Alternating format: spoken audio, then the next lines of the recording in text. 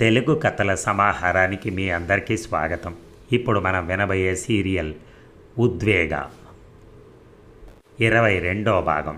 రచన అంగులూరి అంజనీదేవి గారు.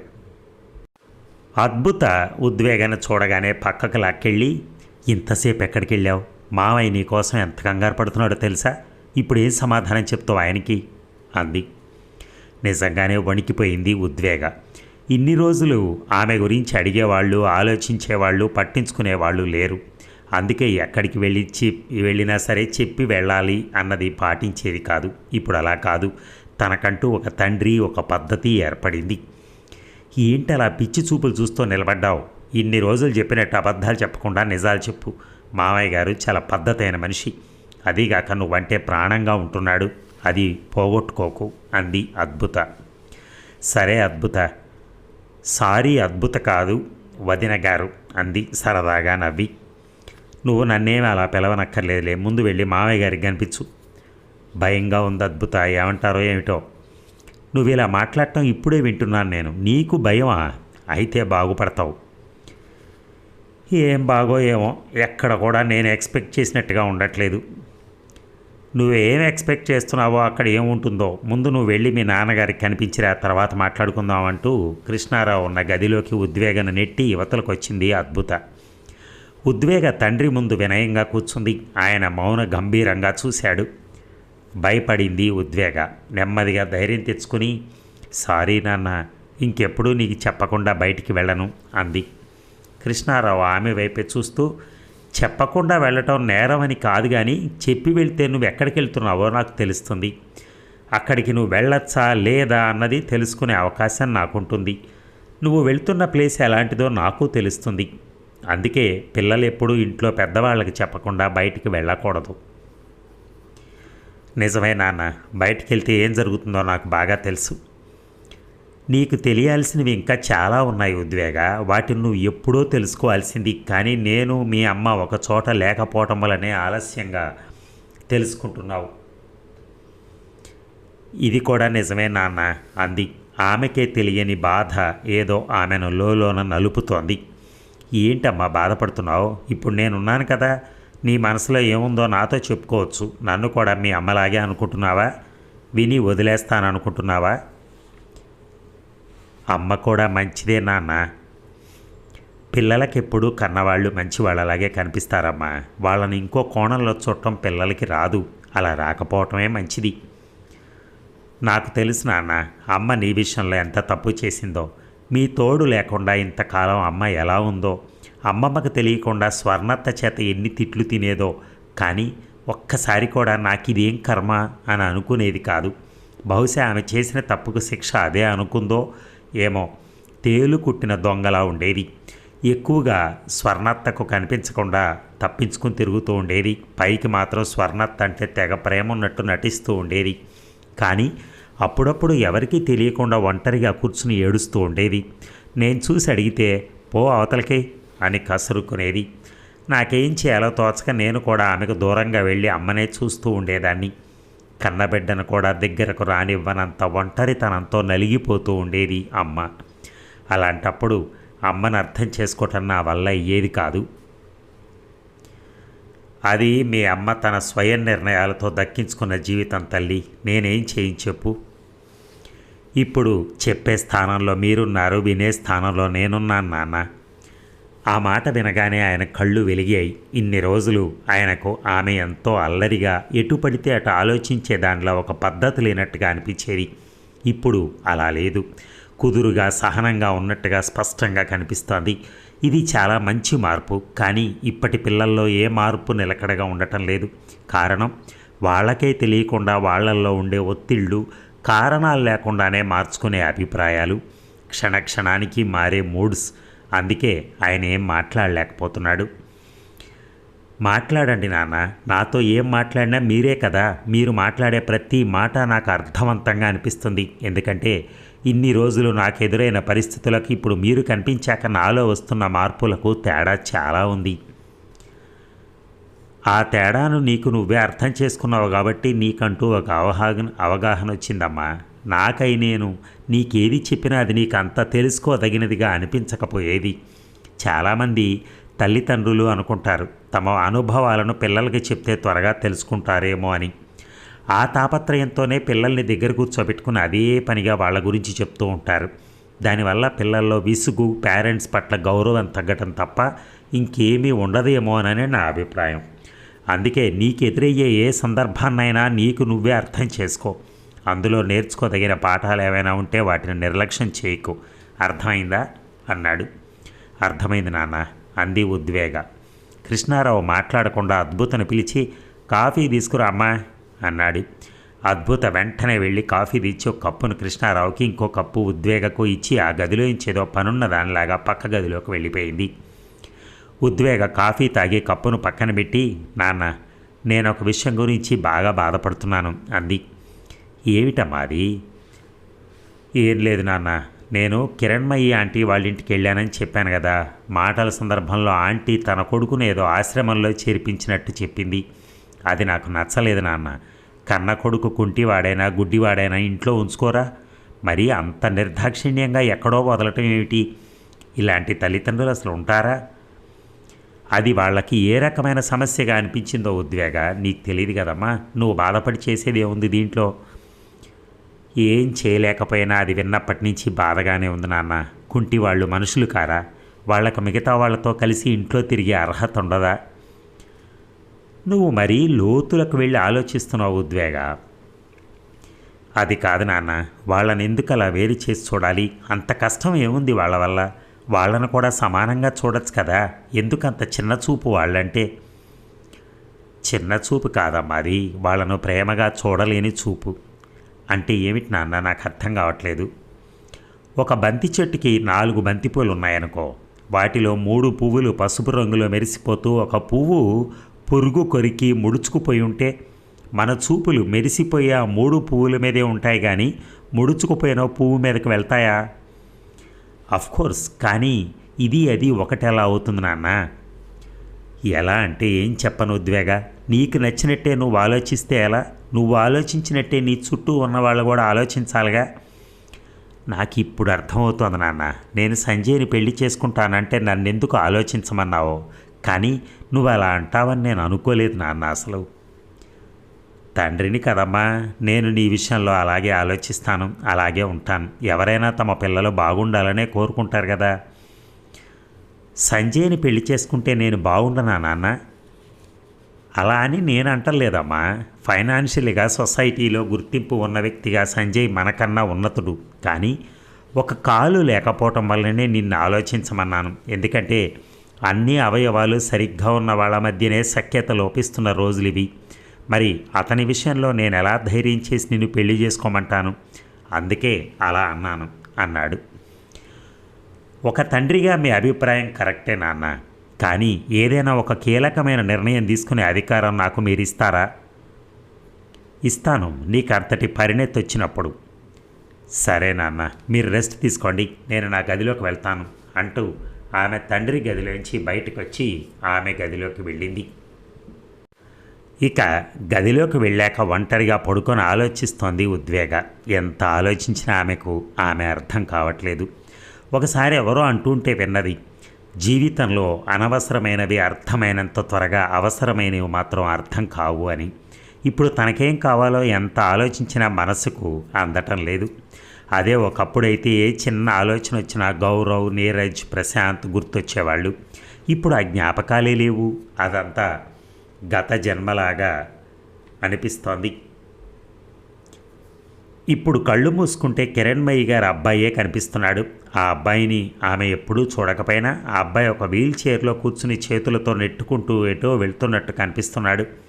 వెంటనే వెళ్ళి ఆ అబ్బాయిని చూడాలనుంది. చేయి చాపి ఫోన్ అందుకొని కిరణ్మయ్యకి ఫోన్ చేసి, హలో ఆంటీ అంది. ఏంటి ఉద్వేగ ఈ టైంలో కాల్ చేశావు అని. ఎలా ఉన్నావు? ఫైన్ ఆంటీ, కానీ మనసు మాత్రం బాగాలేదు ఆంటీ. నాకు మీ అబ్బాయిని చూడాలనుంది, అడ్రస్ చెప్తారా? వెళ్తాను. ఒక్క క్షణం మాట్లాడలేదు కిరణ్మయి. ఆ తర్వాత వెంటనే, వాడి దగ్గర ఏముంది ఉద్వేగ, నువ్వు వెళ్ళి చూడటానికి అంది కిరణ్మయి. అలా అనకండి ఆంటీ, మీరంటే నాకు గౌరవం ఉంది. ఆ గౌరవంతోనే నేను వెళ్ళి మీ అబ్బాయిని చూడొచ్చు కదా, అది చాలదా? అయినా మీ అబ్బాయి దగ్గర ఏమో ఉందని నేను వెళ్ళటం లేదు, కేవలం నాకు చూడాలని ఉందంతే. అలాగే వెళ్ళు ఉద్వేగ. మా అబ్బాయి పేరు ప్రద్యుమ్న అని నీకు తెలుసు కదా? తెలుసా ఆంటీ? అది ఏ ఏరియానో కొంచెం చెప్తారా ఆంటీ? చెప్తాను. ఆ రోజు నువ్వు గిఫ్ట్ పట్టుకుని అడవిలో కనిపించావు చూడు, అక్కడికి 2 కిలోమీటర్ల దూరంలోనే ఉంటుంది. ఆ ఏరియాలోకి వెళ్ళి సంజయ్ ఫౌండేషన్ అని ఎక్కడైనా అడిగితే ఎవరైనా చెప్తారు. ఆ రోజు నేను ప్రద్యుమ్న దగ్గరికే వెళ్ళొస్తున్నాను, నిన్ను చూసింది కూడా అప్పుడే. సరే ఆంటీ, నేను వెళ్తాను అంటూ ఫోన్ పెట్టేసింది ఉద్వేగ. ఇక ఉదయాన్నే ఉద్వేగ తండ్రి దగ్గరికి వెళ్ళి, నాన్న నేను ఈరోజు సంజయ్ ఫౌండేషన్కి వెళ్ళాలనుకుంటున్నాను, వెళ్ళిరానా అంది. సరే వెళ్ళు అన్నాడు. ఉద్వేగ సంజయ్ ఫౌండేషన్ దగ్గరికి వెళ్ళేసరికి ఉదయం 10 గంటలైంది. బయట నుండే పేరు చూసుకుంటూ లోపలికి వెళ్ళింది. ఆమె అక్కడికి వెళ్తున్నట్టు సంజయ్కి ఫోన్ చేయలేదు. కారణం అతనంటే కోపం. ఆ కోపం ఎంత వద్దనుకున్నా తగ్గటం లేదు. లోపలికి వెళ్ళగానే చుట్టూ కలయి చూస్తూ చాలా ఆసక్తిగా పరిశీలనగా చూడసాగింది. ఆ ఫౌండేషన్ మరీ అంత చిన్నదేం కాదు, కానీ అంత పెద్దది కూడా కాదు. గేటు దగ్గర పెద్ద పెద్ద చెట్లతో విశాలంగా ఉంది. అక్కడున్న గదులను తమ కడుపులో దాచుకున్నట్టుగా ఆవరణ నిండా పచ్చని చెట్లే ఉన్నాయి. అక్కడ నేలపై రాలిన ఆకులను ఒక చెయ్యి మాత్రమే ఉన్న ఒక ఆవిడ చీపురుతో శుభ్రం చేస్తూ కనిపించింది. ఆవిడే కాదు, అక్కడ చిన్న చిన్న పనులు చేస్తున్న వాళ్ళంతా వికలాంగులే. వంట చేసేవాళ్ళు, గదులు, వాష్రూమ్లు శుభ్రం చేసేవాళ్ళు కూడా వికలాంగులే. అక్కడ ఎటు చూసినా వాళ్లే కనిపిస్తున్నారు. వరండాలో కొన్ని వీల్ చైర్లు ఖాళీగా కనిపిస్తున్నాయి. కొన్ని చైర్లలో 25 సంవత్సరాలలోపు అబ్బాయిలు, అమ్మాయిలు ఉన్నారు. వాళ్ళంతా అప్పుడే స్నానాలు చేసి రెడీ అయినట్టుగా ఉన్నారు.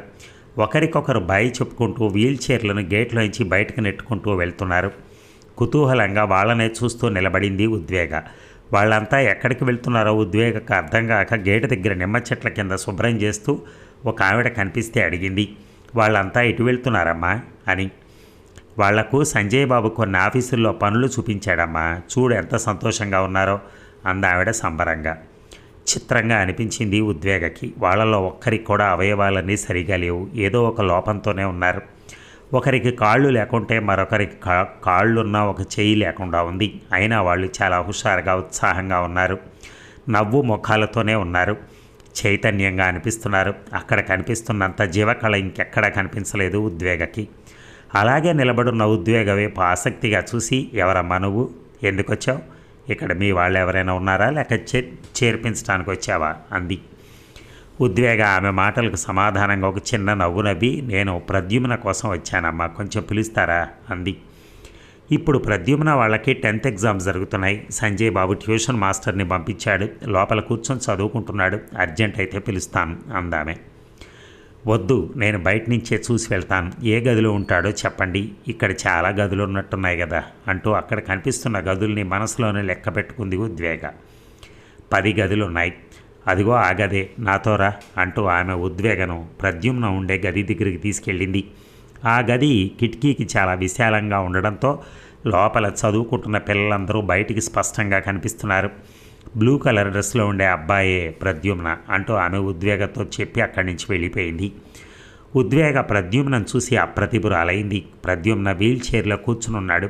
అతని కాళ్ళు ఉన్నాయో లేవో కనిపించడం లేదు, కానీ ముఖం మాత్రం అద్భుతంగా ఉంది.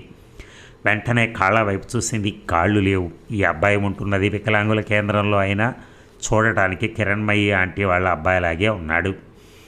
ఇక అసలు ఆ ఆంటీకి ప్రద్యుమ్నను ఇలాంటి చోట ఎలా వదలాలనిపించింది, వదిలి ఎలా ఉంటుంది అసలు ఆమె? చూస్తుంటే నాకే ఇంత బాధగా ఉందే, ఇక ఆంటీ ఇంకెంత బాధపడుతుందో అని మనసులో అనుకుంటూ ఆలోచనగా ఒక్కొక్క అడుగు వెనక్కి వేస్తూ అక్కడే ఉన్న సిమెంట్ బెంచిపై కూర్చుంది. ఇప్పుడు ఆమెకు సంజయ్ అంటే కోపం లేదు. కోపం స్థానంలో సంజయ్ మంచివాడన్న అభిప్రాయం ఏర్పడింది. అక్కడి వాతావరణం చూస్తుంటే సంజయ్ని మించిన వాడు లేడని కూడా అనిపిస్తోంది. ఎందుకంటే ప్రద్యుమ్న కన్నా చిన్నపిల్లలు కూడా ఉన్నారు అక్కడ. వాళ్ళంతా వికలాంగులే. తల్లి తండ్రి వద్దనుకుని వదిలేసిన వాళ్లే. సంజయ్ సంరక్షణలోనే వాళ్ళకి జీవితం అంతా గొప్పగా ఉంటుందని తెలుస్తోంది. ఇంతకన్నా ఏం కావాలి ఒక మనిషి ఉన్నతుడు అని చెప్పుకోవటానికి? ఇక్కడ ప్రతి ఒక్కరికి ఒక పని, ఒక అర్థం ఉన్నాయి. ఎవరు మేము తక్కువ, మేము వికలాంగులం అన్న భావనతో లేరు. శారీరకంగా అలా ఉన్నారేమో కానీ మానసికంగా చాలా బలవంతులుగా అనిపిస్తున్నారు. అవయవాలన్నీ సరిగ్గా ఉన్న వాళ్ళలో కూడా ఇంత స్వచ్ఛత, ఇంత పట్టుదల, ఇంత ఆనందం ఉండదేమో. ఇదంతా వాళ్ళని సంజయ్ వల్లనే అందుతోంది వాళ్ళకి. అంతెందుకు, అవయవాలన్నీ బాగుండి అద్భుతంగా ఉంది కదా ఈ అమ్మాయి అని అనిపించుకున్న నేను ఇలా ఉన్నానిప్పుడు. ఎన్నో రోజులుగా ఏ పని లేకుండా కేవలం షెల్టర్ కోసం అద్భుత దగ్గర ఉన్నాను. కోర్స్ ఇప్పుడు కృష్ణారావు నా తండ్రే కావచ్చు, కానీ నా వల్ల ఏముంది ఉపయోగం ఆయనకి? ఆలోచిస్తున్న కొద్దీ అంతకుముందు వీల్ చైర్లో ఉద్యోగాలు వేయటం కోసం బయటకు వెళ్ళిన వికలాంగుల కన్నా నేను ఏమాత్రం గొప్పదాన్ని కాదు అనిపిస్తోంది అంది ఉద్వేగ. ఇంతలో ఆమె చెవి దగ్గర ఏదో అలికిడైంది. ఎవరిదో ముఖం ఆనించినట్టుగా అనిపించింది. నెమ్మదిగా తల తిప్పి చూసే లోపలే ఉద్వేగ అన్నాడు సంజయ్. ఆమె ఉలిక్కిపడి మీరా అంటూ నిలబడింది. మీరా కాదు, నువ్వా సంజయ్ అనాలి. అలాగే అంటావు నువ్వు, ఏది అను అంటూ ఆమె వైపు సరదాగా చూశాడు. ఆమె తల వంచుకుంది ఆలోచనగా. ఏం మాట్లాడాలని ఆలోచిస్తున్నావా? ఏదో ఒకటి మాట్లాడుతూ ఉద్వేగ. ఎందుకు వచ్చావు? ఈ ప్లేస్ నీకు ఎలా తెలిసింది? నేను కిరణ్మయ్యి ఆంటీ వాళ్ళ అబ్బాయి ప్రద్యుమ్న కోసం వచ్చాను సంజయ్. మరి కలిసావా? పిలవనా మరి? వద్దు, చూశాను. మాట్లాడవా? అవసరం లేదు. ఎందుకు? ఎందుకంటే ప్రద్యుమ్న అక్కడ ఎలా ఉన్నాడో చూడటానికి మాత్రమే వచ్చాను, చూశాను. ఎలా ఉన్నాడు? ఇంట్లో కన్నా ఇక్కడే ఎక్కువ బాగున్నట్టు అనిపించింది. ఇంట్లో ఉంటే ఇంతకన్నా బాగుండేవాడు కాదేమో అంది. సరే రా, నా ఆఫీస్ రూమ్లో కూర్చుందాం అంటూ ఆమెను తన ఆఫీస్ గదిలోకి తీసుకెళ్లాడు సంజయ్. ఇద్దరూ కూర్చున్నారు. సంజయ్ ఉద్వేగ ముఖంలోకి నిర్లక్ష్యంగా చూస్తూ, అక్కడి వాతావరణం నీకు ఎలా అనిపించింది ఉద్వేగ అన్నాడు. చాలా అరుదుగా అనిపించింది. అది ఎవరూ చేయలేని పని అనిపించింది. ఈ పనిలో మానవత్వం కనిపిస్తోంది అంది. నీ మాటలు చాలా మెచ్యూర్డ్గా అనిపిస్తున్నాయి ఉద్వేగ. నువ్వేనా అన్నాడు. ఉద్వేగ వెంటనే లేచి నేను మళ్ళీ కలుస్తాను సంజయ్ అంది. పద, ఇంటి వరకు నా కారులో డ్రాప్ చేస్తాను అంటూ కారు కీస్ పట్టుకుని కారు దగ్గరికి నడిచాడు సంజయ్. ఆమె వెళ్ళి కారులో కూర్చుంది. సంజయ్ కారును నెమ్మదిగా నడుపుతూ మధ్య మధ్యలో ఆమె వైపు చూస్తున్నాడు. ఆమె మాత్రం అతని వైపు చూడటం లేదు. అతనికి ఈరోజు ఎలాగైనా తన మనసులో మాట ఆమెకు చెప్పాలనుంది. ఎలా చెప్పాలో చెప్తే ఆమె నుంచి ఎలాంటి సమాధానం వస్తుందో అని ఆలోచిస్తున్నాను. ఇక ఆమె నెమ్మదిగా తల తిప్పి, ఏమిటి సంజయ్ ఆలోచిస్తున్నావు అంది. ఏమిటంటే నాకు నిన్ను పెళ్లి చేసుకోవాలనుంది, కానీ నీకు కూడా ఉంటుంది కదా ఏ లోపాలు లేని వాళ్ళని చేసుకోవాలని, అందుకే ఆలోచిస్తున్నాను. అదే నీ ఆలోచన అయితే ఇంకెప్పుడు ఆలోచించద్దు. అది శారీరకంగా నీలో ఉండే ఒక చిన్న లోపం. దానివల్ల నాకు ఎలాంటి ఇబ్బంది లేదు. ఎందుకంటే బయట నేను చాలామంది మానసిక వికలాంగులను చూశాను, వాళ్లతో కలిసి కూడా ఉన్నాను. శారీరక లోపాలున్న మనుషుల కన్నా మానసిక లోపాలున్న మనుషుల వల్లనే ఎక్కువ నష్టాలు కష్టాలు వస్తాయి. నువ్వు అంటున్నది నిజమే కావచ్చు, కానీ నువ్వు నా గురించి ఏమనుకుంటున్నావో చెప్పు అన్నాడు. అది నేను మా నాన్నగారితో మాట్లాడి రాత్రి వరకు నీకు కాల్ చేసి చెప్తాను అంది ఉద్వేగ. ఇంతలో ఇల్లు రావటంతో కారు ఆగింది. సంజయ్కి బై చెప్పి కారు దిగి లోపలికి వెళ్ళింది ఉద్వేగ. ఇక ఉద్వేగ వాళ్ళ నాన్నగారి ముందు కూర్చుని చాలాసేపు సంజయ్ గురించి మాట్లాడింది. సంజయ్ గురించి తనకు తెలియని విషయాలను కూడా ఆయనతో చెప్పించుకుంది. అంతా విని, నాన్న నేను సంజయ్ని పెళ్లి చేసుకుంటాను అంది. ఆయన మాట్లాడకుండా గంభీరంగా అయ్యాడు. ఇది నేను ఇప్పటికిప్పుడు ఆలోచించుకుని చెప్పట్లేదు నాన్న, బాగా ఆలోచించు అని మీరు అన్నప్పటి నుంచి ఆలోచించి ఈ నిర్ణయం తీసుకున్నాను. మీరే అన్నారుగా, నాలో తగినంత పరిణతి వచ్చాక స్వయం నిర్ణయాలు తీసుకునే అధికారం మీరు నాకు ఇస్తానని. ఇప్పుడు నేను మాట్లాడే ప్రతి మాట పూర్తి మెచ్యూరిటీతోనే మాట్లాడుతున్నాను. ఇంకో విషయం కూడా చెప్తున్నాను, వినండి నాన్న అంది ఉద్వేగ. ఏమిటమ్మా అది అన్నాడు ఆయన. సంజయ్ని నేను పెళ్లి చేసుకున్నాక నా జీవితం ఇదిగో ఇలా ఉంటుంది, ఇలాగే ఉండాలి అన్నది నాకు లేదు. నాకు అతని వల్ల కానీ అతని చుట్టూ ఉన్న వాతావరణం వల్ల కానీ ఇబ్బందులు రావచ్చు, రాకపోవచ్చు. ఏదేమైనా నేను ఎలాంటి స్థితిలో ఉన్నా నీ దగ్గరికి మాత్రం రాను. ఎందుకంటే అది నా సమస్య, నేనే దాన్ని సాల్వ్ చేసుకుంటాను. నా మనసులో నేను ఇలా సంసిద్ధం అయ్యాక మీతో చెప్పుకోవాలనుకున్నాను, చెప్పాను. ఇప్పుడు చెప్పండి నాన్న, నేను సంజయ్ని పెళ్లి చేసుకోవచ్చా అంది ఉద్వేగ. ఆయన ఆలోచిస్తున్నాడు. నా దగ్గర ఏం స్పెషాలిటీ ఉందని మీరు ఇంతగా ఆలోచిస్తున్నారు నాన్న? నేను అందరిలాంటి అమ్మాయినేగా. మహా అయితే ఏదైనా ఒక చిన్న జాబో లేక ఒక భర్తకు భార్యగా వంట చేయడమో చేస్తాను. అదే సంజయ్ని చూడు, ఎన్ని మంచి పనులు చేస్తాడో. అలాంటి మంచి పనులు చేసే వ్యక్తికి భార్యగా ఉండటమే స్పెషాలిటీ అనుకోవాలి నాన్న. నేను అలాగే అనుకుంటున్నాను అంది ఉద్వేగ. సరేనమ్మా, సంజయ్ని నువ్వు పెళ్లి చేసుకోవడానికి నాకు అభ్యంతరం ఏం లేదు. ఈ విషయంలో నువ్వేమీ ఆలోచించక, ఇంకా ఇక జరగవలసింది నేను చూసుకుంటాను. ఒక తండ్రిగా నీకేం చేయాలో అది చేస్తాను. ఇప్పుడే సంజయ్ కాల్ చేసి చెప్పు, నేను మంచి టైం చూసుకుని వాళ్ళ ఇంటికి వెళ్ళి పెళ్లి గురించి మాట్లాడతాను అన్నాడు. తండ్రి చెప్పినట్టే సంజయ్కి కాల్ చేసింది ఉద్వేగ. మరి చివరి భాగంతో మనం ఇంకొక గంటలో కలుస్తాం మిమ్మల్ని. Thank you.